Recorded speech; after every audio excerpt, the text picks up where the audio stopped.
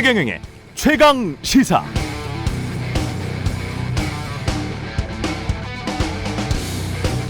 네, 이민년 검은 호랑이의 새해 첫날이 시작됐습니다. 예로부터 호랑이는 나쁜 기운을 물리치고 복을 가져오는 영험한 존재로 여겼습니다. 올 한 해 검은 호랑이의 좋은 기운이 가득하시길 기원하겠습니다. 최경영의 최강시사 어제부터 설 특집으로 함께 하고 있습니다. 두 번째 시간, 오늘은 일부에서는 올해 집, 주택, 부동산 어떻게 해야 되지 고민 많으신 분들 많으실 것 같습니다. 고민이신 분들 많으실 것 같아요. 예, 전문가들과 함께 해답을 찾아보는 시간 가져보고요. 2부에서는 책에서 길을 찾다 두 번째 시간입니다. 책에서 미래를 찾다 중앙대학교 김누리 교수님 그리고 연세대학교 김호기 교수님과 함께합니다.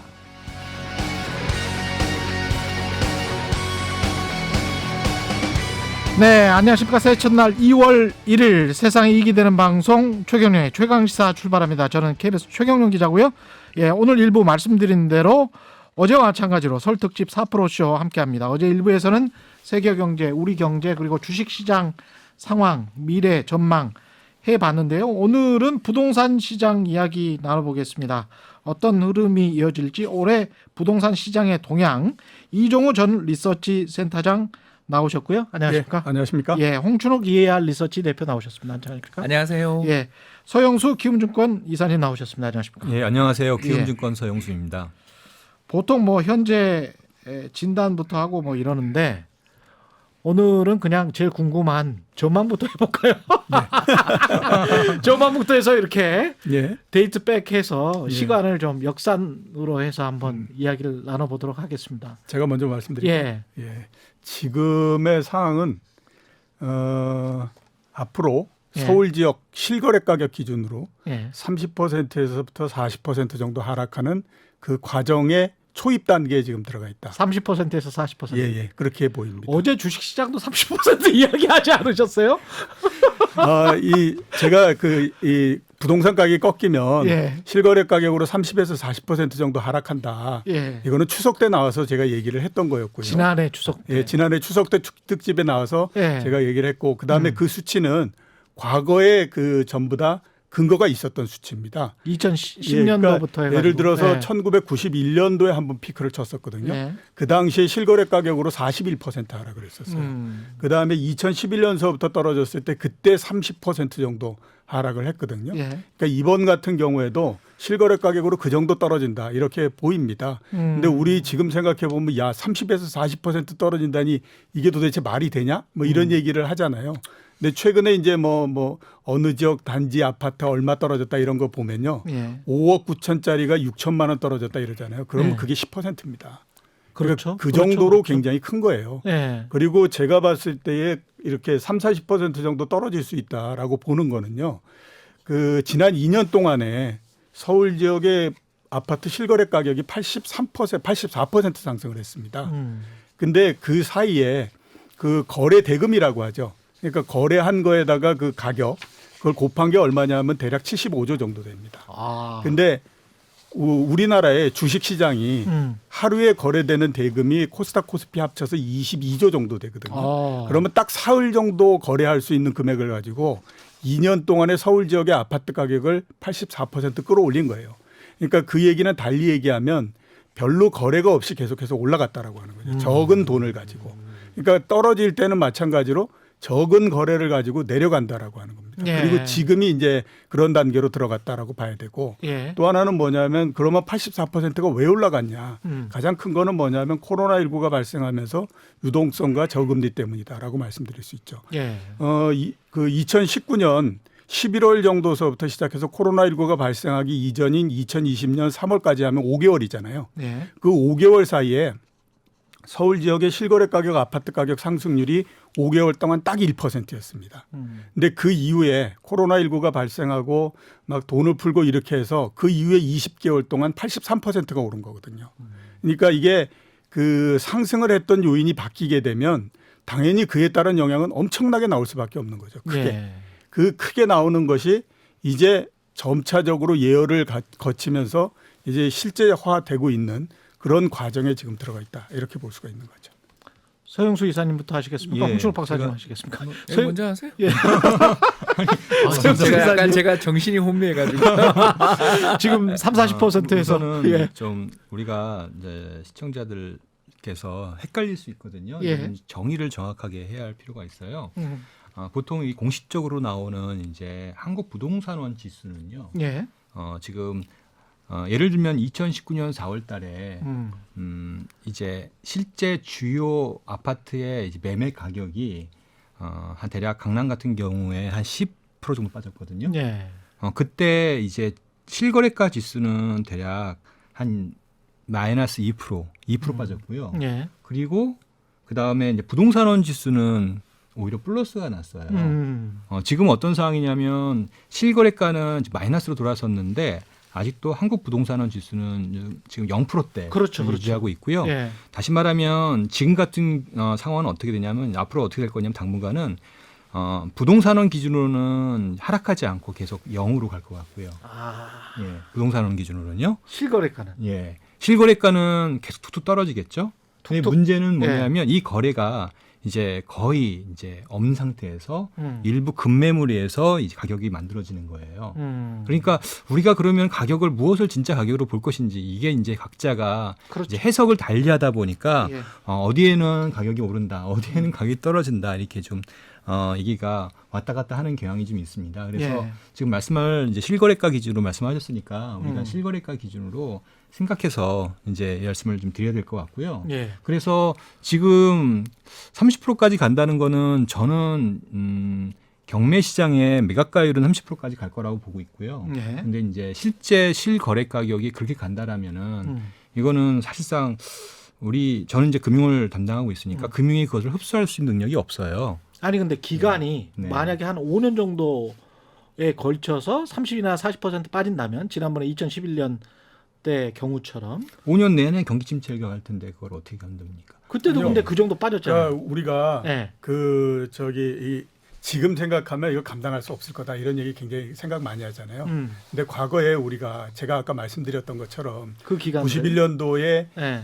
한 20몇 개월 사이에 40%가 하락하고 예. 그다음에 2011년도에 한 3년간에 걸쳐서 30% 하락하고 예. 그때도 마찬가지로 제일 처음에 시작할 때는 그런 걱정들을 했을 거예요. 이 정도 빠지면 이거 큰일 난다. 근데 실제적으로 빠지고 난 다음에도 별로 그렇게 뭐 경제에 그렇게 큰 충격을 주거나 이러지 않았다라고 하는 것이 일반적이거든요. 과거하고의 지금의 가장 큰 차이점은 결국에는 부채가 얼마나 이제 고위험 부채이냐. 그래서 예, 아까 제가 말씀을 이런 것들이 드렸잖아요. 차이겠죠. 그 75조? 지난 2년 동안에 상승한 거에 예. 거래 대금을 총 합쳐도 75조밖에 안 된다. 음. 그러니까 별로 거래가 되지 않으면서 올라갔기 때문에 별로 거래가 되지 않으면서 서울 지역에 올라갔다라고 하는 건 거기에 그 추가적으로 부채를 굉장히 많이 얹고 하면서 가격을 올리지 않았다라고 하는 거죠. 그러니까 기존에 훨씬 더 낮은 가격의 부채를 가지고 집을 샀던 사람은 있는데 그 이후에 굉장히 높여가면서 그랬던 사람들이 그렇게 많지 않기 때문에 그 충격이 그렇게 크지 않다라고 하는 거죠. 저는 그건 홍춘 동의할 수 박사님. 없습니다. 홍춘 박사님. 그건 예. 뭐 이종우 센터장님 말씀대로 가격의 조정이 있을 수 있다는 거는 그건 언제나 열어두는 거고 예. 실제로 뭐 지난해 연말 아직 데이터는 안 나왔지만 서울의 주택 구입 부담 지수라고 그 소득에서 이자랑 원리금 상환의 부담을 측정하는 지수가 있는데 서울에서 지금 집을 살려면 서울에 있는 사람이 중간 소득을 가진 사람이 자기 소득의 50%를 이자랑 원리금 예. 그러니까 30년 분할 상환을 하면 30년 동안 자기 월급의 절반을 집 사는 데 넣어야 되는 거니까 이게 부부 두 사람 중에 그러니까 부부를 가정했을 예. 때 부부 두 사람 중에 한 사람만 뭐 예를 들어서 육아 등의 문제로 휴직을 하거나 일찍하면 이 집은 바로 연체에 들어갈 정도로 집값이 엄청나게 비싼데 저는 사실 서울은 걱정 안 하고요. 서울은 걱정 안 한다. 예, 왜 그러냐면 저는 이종우 센터장님 말씀에 동의하는 게 거래가 얼마 없었어요. 그래서 새로 뭘 어마어마하게 레버리지를 했냐 그것도 아니고 특히 15억 이상 아파트는 부동산 담보대출도 안 됐어요. 저는 이게 참 이상한 제도라고 생각하는데 아무튼 서울이 아니고 저는 지금 솔직히 말씀드려서 수도권과 충청권이 상당히 걱정되고요. 수도권과 충청권이라고 예. 하면 이제 세종, 대전 말씀하시는 뭐까지. 거죠? 예. 예. 그 왜 그러냐면 제가 이제 그냥 뭐 어떻게 우연찮게 그 아파트 주택 이런 걸 구입할 때 그 규제 지역은 자금 조달 계획서라는 걸 제출하게 돼 있잖아요. 그렇죠, 그렇죠. 그걸 한번 열어봤어요. 아, 그 쭉 있는 게 예, 있습니까? 100만 명 정도의 데이터가 있죠. 그 귀중한 근데 데이터 뭐 그걸 보셨네. 제가 다 본 건 어떻게 네. 100만 명을 어떻게 봅니까? 네. 그냥 관심이 있는 데만 그렇죠. 보고잖아요. 그래서 서울의 수도권 2기 신도시들이 얼마 전까지 어마어마한 미분양이었다가 예. 지금 전부 다 거기서 2배 분양가에 2배 이상 올랐거든요. 그게 이제 작년에 뭐 예를 들어서 몇몇 시군구 같은 경우는 전년 동기 대비 40% 오른 지역들이 몇 군데 있어요. 그러니까 한 해. 예. 그러니까 뭐 이건 뭐 그냥 산분 그걸 매집하신 분들은 엄청난 부를 이루신 거죠. 그렇겠죠. 자, 그래서 자원조달 계획서를 딱 봤더니 부채 비율이 100%가 넘는 거예요. 100%? 넘죠. 왜 그러냐면 갭 투자를 일단 하고요. 갭 투자라는 거 아시잖아요. 예. 전세를 끼고 사는 거. 예. 그러니까 5억짜리 아파트를 사는데 전세가 4억이에요. 예. 그럼 4억이니까 자기 돈 1억 가지고 사도 사실 부채 비율은 80%잖아요. 그렇죠. 그 집에. 근데 그것도 빌려? 그것도 빌린 거죠. 그럼 100%네. 그 100% 넘는 가구가 너무나 많은 지역들이 아까 말씀하신 이렇게, 지역들. 이렇게 쓱 이렇게 지나가면서 2020년부터 21년만 잠깐 봤는데도 그거 어떻게 봐요? 100만 가구를 쭉 보는데 느낀 게 뭐였냐면 여기 조금만 조정이 오면 여기 위험해질 수 있는 지역들이 일부 있다. 뭐 어디라고 말을 할 수는 없는데 예. 그러니까 제가 2기 신도시, 1기 신도시 그리고 이제 3기 신도시 주변 예정지로 이렇게 순서를 봤는데 다 비슷해요. 굉장히 이 전세가 일단 급등했던 게 보이고요. 그걸 보면 그 지역들의 특성이 서울은 암만 전세가 급등해도 갭 투자하려면 큰 돈이 필요하니까 그렇죠. 오히려 여기 레버리지가 해도 이 사람들은 다 능력자들이에요. 아. 서울 지역의 자금 조달 계획서를 보면요. 누구에게 빌림 하고 돼 있는데 뭐 처삼촌 뭐 사실은 증여로 보이는 부모 예. 뭐 형제 예. 야 돈 많다 이런 예. 사람들밖에 없어서 거기 보면서 제가 정말 나는 돈이 없구나 이걸 느끼고 이제 또는 다른- 버틸 수 있겠구나 이 사람들은. 버티는 그런 거라기보다는 이제 이분들은 집값 빠지면 더 사겠구나라는 생각이 드는 그 정도의 정도. 여력들이 보이고요. 어. 근데 이제 문제가 아까 제가 잠깐 이야기한 것처럼 지난 2년간 오른 곳. 그러니까 이종훈 센터장님이 서울이 아까 80%뭐 이런 이야기를 하셨지만 이제 거기보다 더 오른 데들이 지방 일부 도시와 경부 라인이라는 거죠. 저는. 그렇죠. 그 경부 라인의 자금 조달 계획서를 살펴보면 예.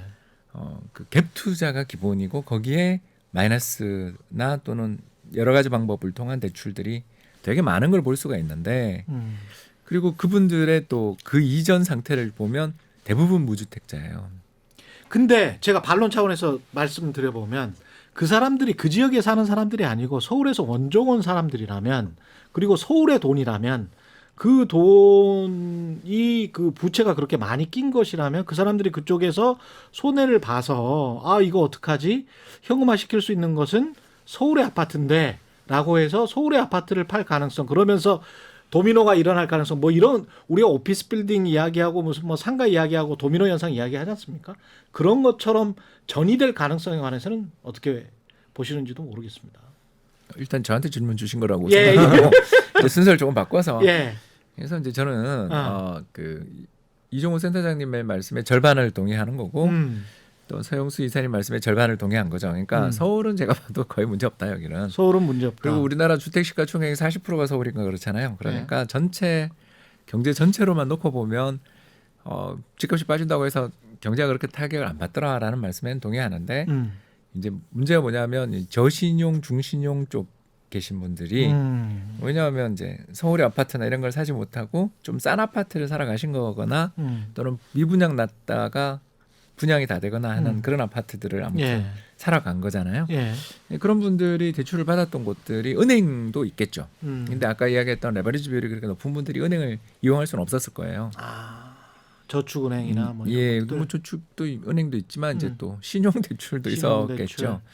그래서 이쪽에서 문제가 생기면 파급되고 그 파급이 우리 2011년 있을 수 없는 부산 저축은행 사태가 오르지 않습니까? 그때 예. 뭐 어마어마했잖아요. 예. 그리고 정부 돈까지 해서 결국 그 뭐 여러 가지 예금 보험 한도를 넘어서는 분들의 손실 규모가 몇천억 넘었던 게 네. 네. 기억나시는데 예. 이제 그거가 신하고 생각해 보면 사실 아까 2011년 주택가격 조정 때랑 겹치지 않습니까? 그런 것처럼 금융시장의 조정은 충격은 있을 수 있고 그게 연쇄적인 영향을 미쳐서 예. 그러니까 2011년 저축은행 사태가 서울 집값을 3년 동안 떨어뜨린 것인지는 우리가 그것까지는 알 수가 없고 왜냐면 지역이 예. 다르니까 예. 그렇긴 하지만 없다고 말하기는 찝찝한 부분이 있는 것 같아요. 서영수 이사님은 정말 이제 부채 관련해서는 계속 리포트를 쓰고 계시는 분이라서 예, 뭐 할 말이 많은데. 많으시다. 예, 제가 한 가지로 얘기하면은 예. 그거를 30%가 실거래가가 떨어지면 경매가는 50% 이상 떨어지는데요. 예. 그렇게 되면 은행이 대출을 회수를 안 할 수가 없습니다. 우리나라의 대출 구조가 대부분이 원리금 분할 상환 장기 대출이 아니라 사실 이자만 내는 대출이다 보니까 그렇게 되면은 은행은 뭐 회수를 안 할래 안 할 수가 없고요. 특히 중요한 거는 달라진 게 지금 말씀하셨던 여러 가지 레버리지 대출들이 사실 은행도 있지만 비은행이 적극적으로 했던 부분이에요. 그래서 이 비은행이 특히나 이제 가계 대출이 아니라 이제 기업 명의로, 그러니까 법인 명의로 대출을 상당 부분 받았거든요. 그걸 가지고 상가라든지 땅이라든지 이런 투자한 이 규모가 정말 너무 막대해서 대략 한 300조 가까이 되니까 그것만이라도 이게 우리 금융 시스템에서 이거를 감당할 수 있을까 이런 사실 상황이거든요. 그래서 이 부동산을 이제 저희는 금융 관점에서 본다라면 그러니까 우리가 펀더멘탈 관점에서 본다라면 얼마인지 그렇게 얘기할 수 있지만 금융 관점에서 본다라면 이거는 뭐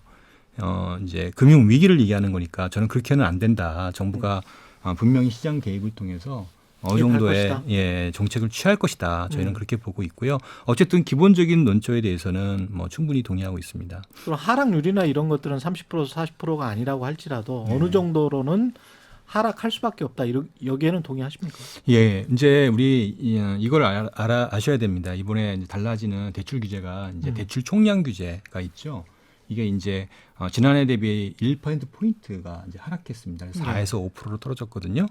근데 중요한 거는 이것과 DSR 규제가 결합돼서 규제가 강화된 거예요. 그래서 DSR 규제가 이제 2억으로 낮춰졌고요. 그 다음에 7월부터는 1억으로 낮춰져요. 그러면 이게 예전에는 DSR 규제가 이 총량 규제가 없었기 때문에 워낙 빈틈이 많아서 별 효과가 없었거든요. 근데 대출 총량 규제를 도입하고 여기에 전세자금 대출까지 같이 끼워 넣어버리니까 완전히 이제 거의 오도 봐도 못하는 그런 상황이 된 거예요. 그래서 저희가 지금 오기 전에 한번 계산을 해봤습니다. 지금의 새로운 기준의 대출을 기준을 가지고 받을 수 있는 대출과 그리고 그에 따른 살 수 있는 집값, 예, 이거를 추정해 보면은 수도권 기준으로 계산해 보면은 지금 국세청에서 그 우리나라의 평균 임금 근로자의 소득이 평균 기준으로 대략 한 4천만 원 정도 나오거든요. 예. 4천 이게 이제 수도권 기준입니다. 수도권 기준 4천만 원인데 4천만 원으로 이 DSR을 어기지 않는 범위에 살 수 있는 집값이 4억 정도밖에 안 나와요. 그러니까 이제 이거를 적용하게 되면은 호가가 매수 호가가 완전히 그 밑으로 떨어져 버려서 완전한 엄청난 개입이 지금 가격은 지금 실제 가격은 평균 가격은 8억 3천이거든요. 예. 수도권 기준으로. 수도권이 예, 이게 4억밖에 안 나오니까 이 갭이 존재할 수밖에 없고 그러니까 아까 말씀드렸지만 매도자는 거기에 집을 못 파는 거죠. 예, 그러니까 그냥 매물이 잠기는 거고요. 그리고 매수자는 살 수가 없는 이런 호가 공백이 지금 존재하는 거고. 그러니까 이 당장은 계속 되는데 그걸 메울 수 있는 유일한 방법이 갭 투자였어요. 갭 투자가 지금 또다시 DSR과 전세 가격 하락, 전세자금 대출 규제에 의해서 그것까지 막혀버리는 거예요. 그러면서 지금 확연히 거래 감소가 나타나고 있는 현상입니다. 예. 그러면서 말씀하신 것처럼 가격은 이제 금매에 의해서 소수의 금매에 의해서 이렇게 툭툭 떨어지는 그런 그림들이 당분간 그려질 것 같아요. 근데 한 두 가지 궁금증이 드는데 첫 번째는 홍준호 박사님 말씀하신 서울은 걱정 안 한다. 여기에 관해서 그러면 강보합으로 한동안 지속된다는 그 말씀이신 거죠? 저한테 질문 주신 거예요? 예. 홍준호 아까 박사님. 제가 약간 이제 강보합으로 한동안 지속된다. 그러니까 금매가 나와도 예. 서울은 늦게 나온다. 늦게 나온다. 그러니까 확산되고 심리가 다 안 좋아지면 빠지겠죠. 근데 그걸 서울의 집값이 안 빠진다라고 말씀을 드리는 게 아니라 단단하다. 단단하다. 다른 지역들보다는 훨씬 다른 단단하다. 지역보다 단단하다라는 게 문제인 거고. 그래서 최근에 있었던 지난 2년간의 주택가격 급등이 좀 안타까운 부분이 뭐냐면 예. 차라리 그냥 뭐 그 일부 지역만 그렇게 고가의 일부 지역 부동산만 올랐으면 그건 문제가 안 되는데 아니 그거는 그냥 재밌잖아요. 아니 부자들의 뭐 그 전용적인 예. 전용 주택들 예를 들어서 뭐 어디 용산구에 있는 뭐 어디라든가 아니면 청담동에 어디가 뭐 100억, 200억 됐다. 이건 뭐 우리랑 뭔 상관 있어요. 그렇죠. 예, 근데 뭐 예를 들어서 제가 이제 이기 신도시에 3억에 미분양 나던 데가 지금 7억에 거래가 됐다. 어디 사례를 지금 이야기하는 건데요. 예. 그랬다가 5억이 됐다. 그러니까 빠져봐야 3억에서 5억 된 거니까 오히려 누적 상승은 오른 거지만 7억에서 5억 됐다라고 만약에 이거는 그냥 가정이니까요. 그러면 거기에 갭 투자를 하신 분들은 어떻게 됐을까? 그러니까 그 인생이 파괴되잖아요. 그렇죠. 그렇지 않습니까? 예. 예, 이게 뭐 계속 갚아 나가든가 아니면 신용불량자가 되든가 해야 되는데 둘 다 너무 힘들잖아요. 그렇죠. 그리고 그분이 하게 될 일은 결국은 이전보다 더 저축을 열심히 하거나 아니면 아예 포기하거나 이 길을 가게 되는데 이게 그분의 소비는 다른 사람의 매출이니까 그 지역 경제는 어떻게 될 것인지 우리 예전에 뭐 공장 폐쇄되거나 그렇죠, 정규직들 그렇죠. 해고된 다음에 그 지역들 어떻게 되는지 우리 봤잖아요. 그렇죠. 그러니까 그 문제가 심각한 거죠. 그래서 전세를 잡지 않으면 이게 다 갭 투자니까 전세를 잡지 않으면 주택 시장 큰일 난다라고 이제 이야기를 했던 게 이런 거고 이제 두 번째는 그 서울에 대해서 우리가 이제 관심을 많이 가지지만 서울의 부동산 시장에 이제 또 특징이 하나 더 있는데 자가 소유자가 거의 없어요. 아. 이게 뭐냐면 예. 서울의 아파트가 한 150만 원, 60만 원 정도 되는데 그냥 계산이 쉽게 그냥 150만 원이라고 하면 그 중에 자기 집에 자기 돈으로 자기 집에 사는 사람이 그 중에 40%밖에 안 돼요. 40%도 안 되는데 사실은 그냥 예. 계산상 편의로. 예. 그러면 결국 그게 70만 호, 60만 호라는 거잖아요. 나머지는 전세나 반전세, 월세예요. 그리고 주인은 지역에 있거나 해외에 있거나 뭐 또 다른 지역에 있거나. 그러실 수도 있고 또는 예. 다주택자로 서울 살고 계실 수도 예. 있겠죠. 그러니까 제가 이야기하는 게 서울 집값을 잡겠다고 자꾸 그렇게 정책을 쓰면 딴 데가 더 문제가 생기는 경우가 훨씬 더 많았고 정책의 타겟이 목표가 서울의 일부 특정 지역, 동남권 일부 특정 지역으로 자꾸 정책을 쓰면 정책이 꼬이고 힘들어지는 이유가 우리나라 주택 시장에서의 소유 분포 구조가 그렇게 돼 있어서 그래요. 그러니까 그 사람들은 아까 이야기한 것처럼 레버리지도 적고요, 그죠? 예. 대출 못 하겠으니까 예. 예전에 샀고요, 예. 거래가 없었으니까 그러면 빠져도 이분들이 급매로 내놓을 가능성은 다른 지역보다 적다 이렇게 이야기를 한 것이죠. 뉴욕이나 다른 도시들과 비교를 해보면 글로벌이 지금 뭐 전 세계적으로 다 올랐기 때문에 지금 그리고 서울의 위상이 그래도 10대 도시 안에는 들만한 정도의 그리고 실제로도 해외 기업들이 굉장히 많이 옵니다. 강남 지역에 오피스 빌딩 시장은 뭐 그래서 굉장히 호황이라고 하는데 그런 것들 여러 가지를 고려를 해보면 이게 5년 전 가격으로 미국이나 다른 시장이 빠진다고 하더라도 가령 지금 30억 과거에 15억 했던 게 문재인 정부 초기 때 15억 했던 게 30억이 된 곳도 꽤 있죠. 예, 강남 지역에. 그렇죠. 30억이 15억이 될 수 있는 시나리오 이거는 어떻게 보십니까? 다른 글로벌 도시들에 비해서는 오히려 싼 게 아니냐 이렇게 주장하시는 분들도 있더라고요. 그건 뭐 보는 관점에 따라서 굉장히 예. 여러 가지이기 때문에 뭐 일괄적으로 어떻다라고 볼 수는 없죠. 그리고 이제 말씀하셨던 것처럼 서울이 국제화된 도시 이런 얘기를 굉장히 많이 하잖아요. 예, 그거에 대한 반론으로 이제 그 얘기를 하죠. 동경은 더 그 국제화된 도시인데 무슨 소리 하고 앉아 있냐. 동경하고 서울하고 비교했을 때 예. 동경을 세상 사람들이 더 잘 알겠냐, 서울을 더 잘 알겠냐. 이러면 더 이상 할 얘기 없어지는 그렇죠. 그런 그 형태가 되는 거거든요. 예. 글쎄 뭐 가격이 피크를 치고 15억짜리가 30억이 된 다음에 과연 어느 정도까지 내려올 수 있을 것인가 하는 거는 이제 시장이 결정을 하는 거니까 그거는 이제 알 수가 없다라고 봐야 되죠. 그런데 시간이 지나면서는 상당한 속도가 빨라지는 형태가 될 수밖에 없다라는 생각이 듭니다. 지금 이제 보면 아직까지 본격적으로 가격이 하락이 시작되거나 그러지는 않잖아요. 예. 그거는 항상 보면 가격이라고 하는 것이 갖고 있는 특성 때문에 그렇거든요. 그러니까 지난 몇 년 동안 길게 보게 되면 7, 8년 동안 부동산 가격이 계속 오르면 그 집을 갖고 있고 매도를 해야 되는 사람 입장에서는 어떤 욕망을 갖게 되냐면요. 내가 여태까지 기록했던 최고가에서 더 높은 가격에서 팔아야 되겠다라는 생각을 해요. 그렇죠. 그거는 뭐 인간인 이상 다 그건 거거든요. 예. 근데 매수를 하는 사람들은 얼마 전까지만 하더라도 가격이 오른다라고 생각하니까 그러니까 그러면 내가 쫓아가야 되나라는 조급한 생각을 심리. 하지만 지금은 어떤 게 되냐면 이게 뭐 가격이 떨어진다는데 내가 미쳤다고 그렇게 해서 빨리 사자. 나중에 희생양 돼 이렇게 되거든요. 그러면 처음 일정 기간 동안에는 계속해서 가격의 갭이 큰 상태에서 거래가 안 이루어지는 상태가 계속 됩니다. 그거는 언제든지 보게 되면 그런 특성이 나오거든요. 예. 근데 그게 이제 시간이 지나면 어떤 한쪽으로서 이 균형이 무너지는 형태가 되잖아요. 근데 대개 무너지는 형태는 가격이 높을 때는 매도자가 그 매수자에다가 맞춰서 가격을 낮춰버리는 형태가 되죠. 예. 왜냐하면 이게 상황이 바뀌면 그 집을 살려고 하는 사람은 이유가 딱 하나뿐이 없습니다. 그냥 내가 살 집이나 이런 것들을 구해야 되겠다라는 건데 집을 팔아야 되는 사람은 100개도 넘는 이유가 나오거든요. 그러니까 예를 들어서 이런 것도 나오는 거죠. 내가 집을 담보로 해가지고 거기서 가게를 한다든지 사업을 했어. 근데 그게 굉장히 안 좋아. 내가 계속해서 연체가 되고 있어.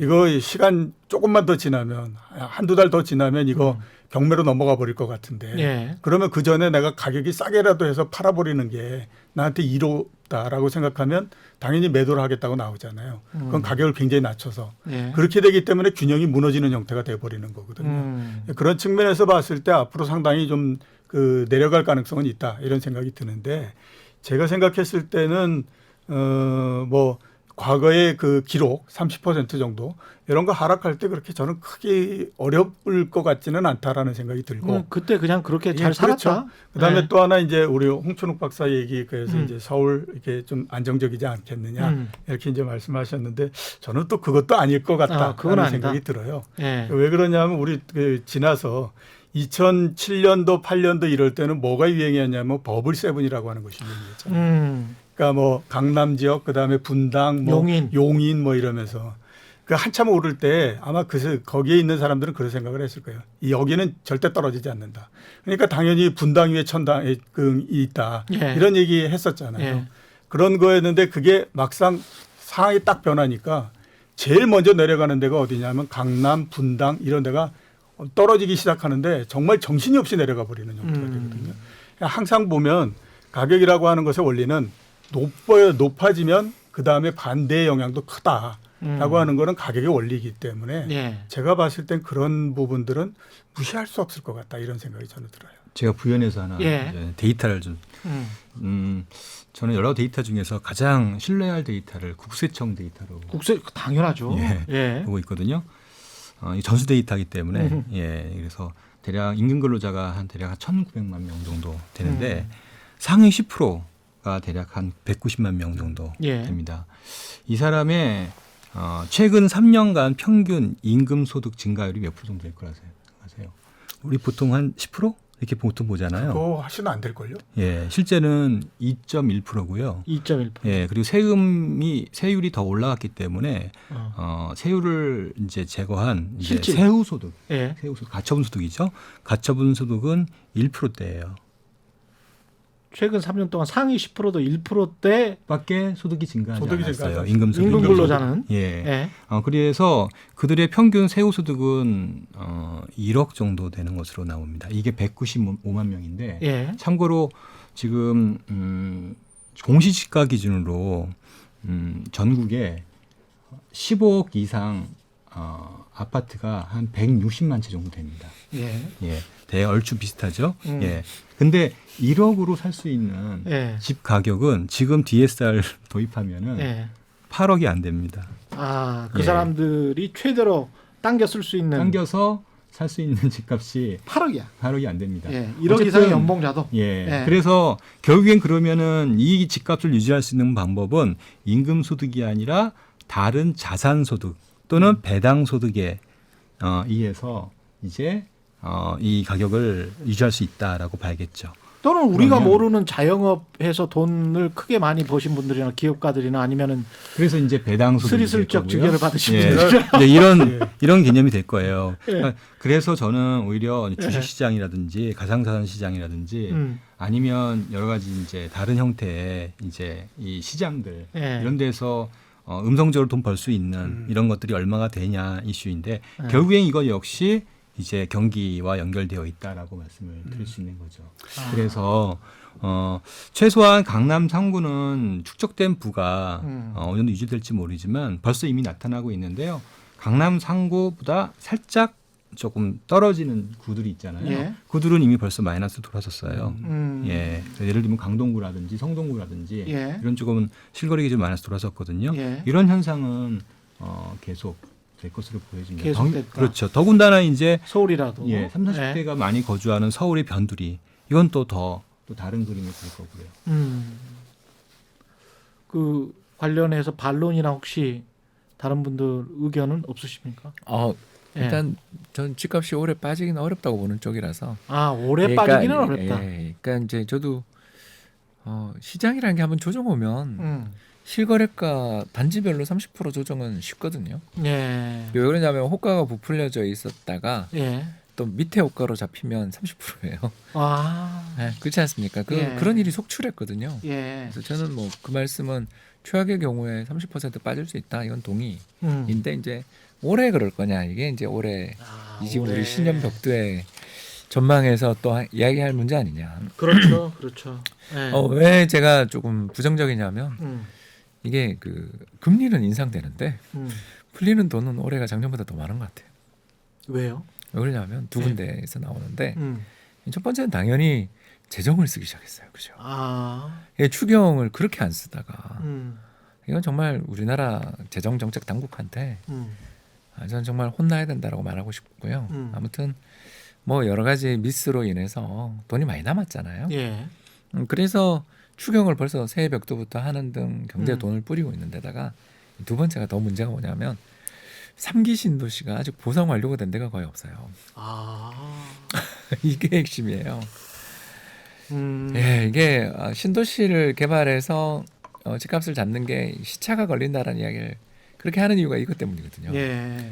이게 옛날처럼 택촉법 해가지고 여기서부터 여기까지 다 얼마의 수용 나가 이렇게 되는 시절이 아니잖아요. 그렇죠. 예, 그래서 협상 엄청 해야 예, 되죠. 땅을 바꿔주거나 예. 돈을 줘야 되는 그 돈들이 이제 올해 본격적으로 그러니까 낙관적으로 저는 생각하는 걸 수도 있는데 그냥 올해가 안 나올 수도 있어요. 근데 그 사람들이 그렇게 엄청난 돈을 받아서 어디에다가 집을 사겠느냐 뭐 이런 말씀이시죠. 예, 그렇죠. 그분들은 어디로 이주는 해야 되는 거고요. 대략 이제 언론 보도에 따르면 한 35조 정도 올해 풀릴 거라고 이야기를 하는데 토지 보상금이. 예. 그러니까 이게 생돈이잖아요. 그러니까 갑자기 유동성이 확 생겨버리는 거예요. 예. 이제 이 돈이 어디로 갈 것인가?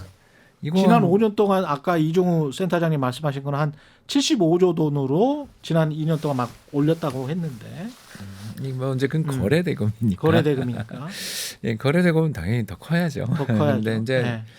서울 2년치 거래대금 절반 정도 되는 돈이 아무튼 새로 풀린다라는 거를 우리가 조금 봐야 되고요. 또 세 번째가 사실 저는 이게 더 크다고 보는데 그 월간 상승률을 작년 상승률을 이렇게 살펴보면 5월, 6월부터 우리나라 월간 아파트 가격 상승률이 2%로 월간 2% 오르거든요. 예. 그럼 뭐가 있었냐 하면 재보선이 있었어요.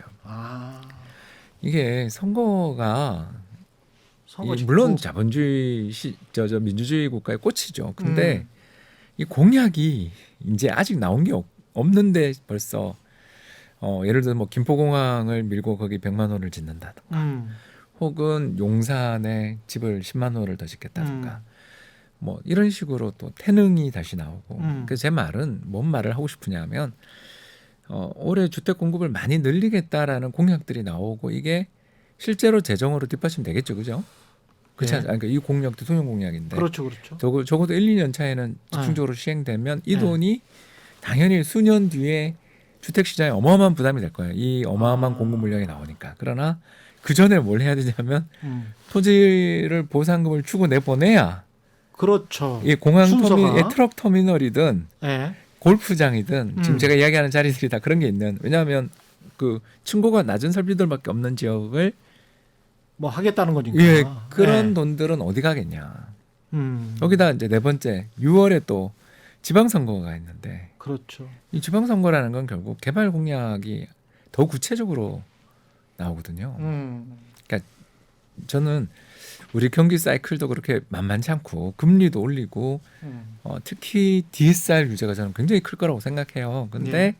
지금 우리나라에서 집을 사시는 분들은 대부분 뭘로 사냐면 갭 투자로 사고 있기 때문에 그 직접적 효과는 일단 이 DSR이라든가 이런 대출 규제 효과는 장기적인 거지.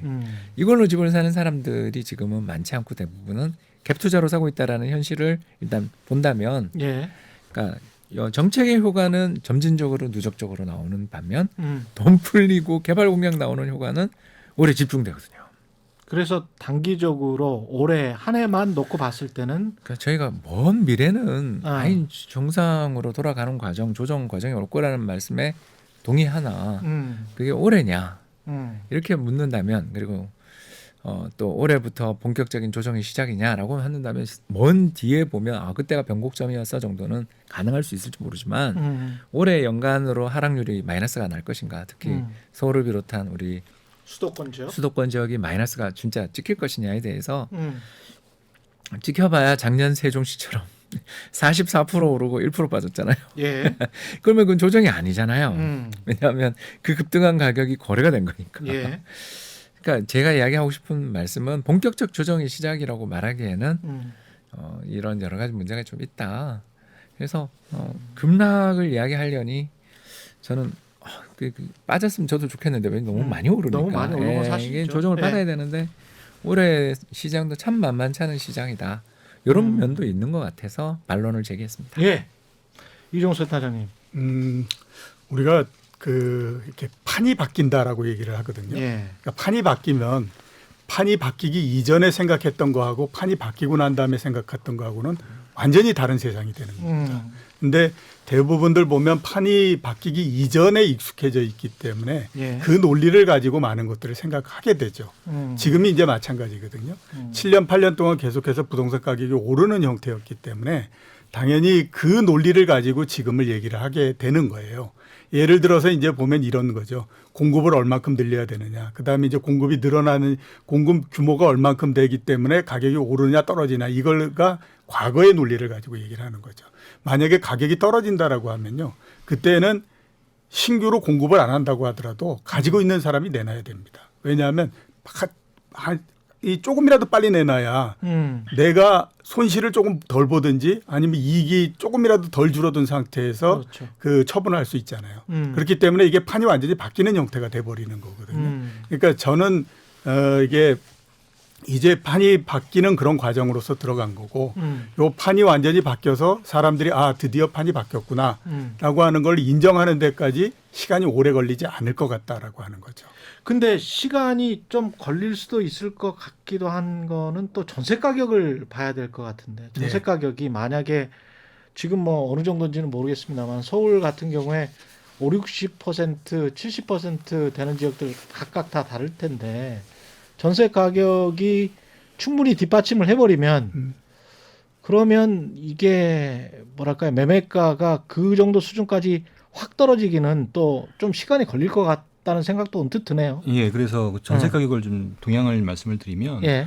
최근에 지금 집값이 어쨌든 조정을 좀 보이고 있는 상황인데 그거에 먼저 사실 전세 가격이 먼저 이제 조정을 보기 시작했고 하락도 좀 하락폭도 더 큰 상황입니다. 아, 전세가요? 예, 그러니까 그게 좀 달라지는 거고요. 그러면 왜 마냥 오를 거라 생각했던 전세 가격이 왜 지금 와서 이렇게 새롭게 뭐 펀더멘탈상 다시 말하면 수요와 공급상 변화가 없는데 왜 이런 상황이 되었을까에 대한 좀 의문점을 안 가질 수가 없는데 그렇죠. 핵심은 그겁니다. 지금 전세자금 대출 규제를 강화한 점과 두 번째는 금리를 올린 거예요. 그러니까 이제 이거를 특히 중요한 거는 이제 정부가 이 은행을 통해서 대출 규제를 했잖아요. 예. 그러니까 예전에는 뭐 대출 내가 한도가 5억이면은 5억을 전부 다 받을 수 있었는데 심사를 해서 5억 달라고 하니까 3억밖에 안 주는 거예요. 또는 뭐 2억밖에 안 주고 뭐 이런 식이 되다 보니까 기본적으로 자기가 원하는 좋은 집을 살 수가 없는 상황이 되는 거죠. 예. 그러니까 자연스럽게 고가 주택에 대한 수요가 줄어드는 현상이 나타나고 있고요. 두 번째는 뭐냐면 임대차 3법입니다.